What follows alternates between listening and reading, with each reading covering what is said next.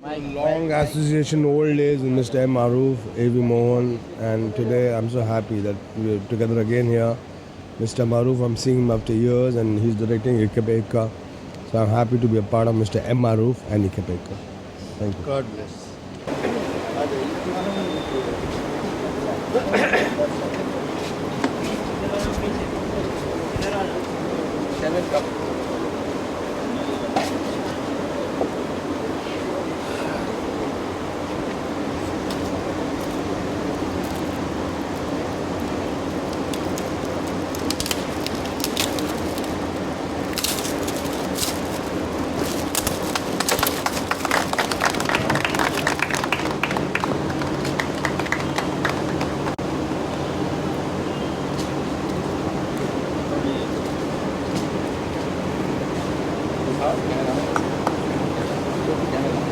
Yeah, camera is here.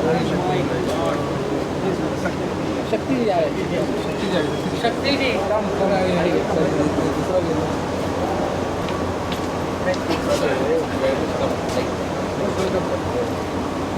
Right time, sir. Yes. क्या है बात? आइए सर जी, आइए प्लीज कम। धीरेन्द्र जी नजदीक आइए। आइए आप इधर आइए सर जी। पूरा वर्ल्ड का टीवी में आइए। इसको रिबन को खोलिए, इसको खींचिए। धीरेन्द्र जी नजदीक चाहिए।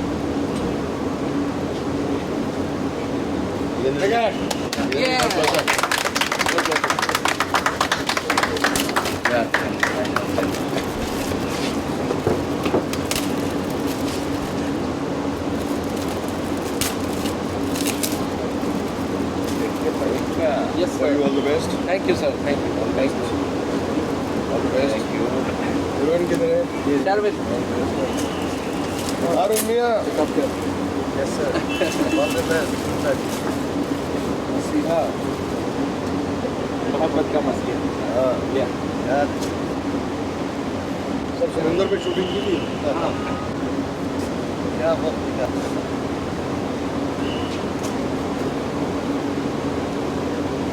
सीढ़ी वीडी नहीं है। सीढ़ी नेक्स्ट वीक आप भेजना मेरे हाँ ये भी My friends, I'm here as a guest and I wish all the best for the music of this film. It's called Ikke Pe Ekka, Dhiren Bhai and the entire group. I wish them all the success. First the music, then the movie, and then the money. So good film, gets good returns. I wish everyone all the best. Thank you so much. What is the role in this film? I'm still to decide. He wants me to do the role of a Don. So I can't refuse. If I don't do it, the Dons are gonna get after my ass. So Don has to play a Don. Thank you.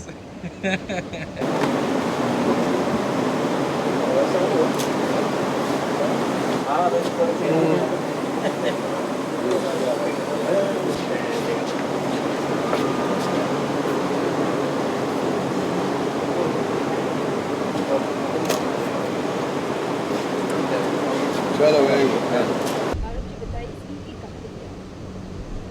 इस film की कहानी it's story of young generation और young generation के जो problems होते हैं उन पर बेस है और जो सोशल वो कॉन्फ्लिक्ट्स पैदा हो गए हैं, जो समाज में दूरियां पैदा हो गई हैं और जो फैमिलीज़ में भी हैं, रिलेशन में भी हैं, तो उन तमाम चीज़ों को इसमें इनकॉर्पोरेट करते हुए एक लव स्टोरी फॉर्म में, और इसके अलावा जो आजकल चल रहा है माफिया नेक्सस विद पॉलिटिशियंस, और जो रूट कॉज हो गया है बहुत सी जो हाईली करप्टेड पर्सनैलिटीज़ हैं हिंदुस्तान की, उसमें पीएम भी शामिल हो गए हैं। अभी आपने तहलका वो .com का सुना ही होगा।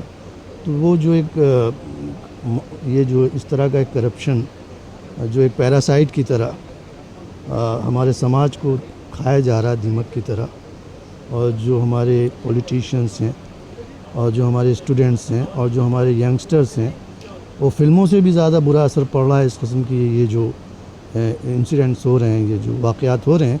तो इससे जो नई जनरेशन है वो काफ़ी इंस्पायर हो रही है और मुझे लगता है कि वो मटेरियलिस्टिक वर्ल्ड है, तो इसमें किसी भी इस तरह के जो स्कैम हुए हैं या ये सारी चीज़ें जो इस तरह के डेवलपमेंट हो रहे हैं, ये जो नेक्सस बनते जा रहे हैं और एक्सपोजर हो रहा है, कहीं पर आर्मी में करप्शन आ गया है तो कहीं जुडिशरी में आ गया है, तो ये सारी चीज़ें जो हैं पूरे सिस्टम को, एक डेमोक्रेटिक सिस्टम को पूरा ख़त्म कर देती हैं।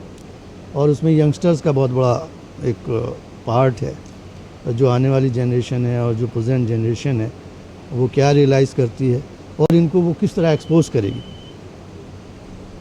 उनका जो एक्सपोजर है कि भाई ये जो इस लेवल पर हो रहा है तो पूरी कंट्री ख़त्म हो जाएगी, वो पैरासाइट की तरह, दीमक की तरह उसे ख़त्म कर देंगे, उसके फंड्स ख़त्म कर देंगे, ग़ुलामों से बदतर हो जाएगी कंट्री।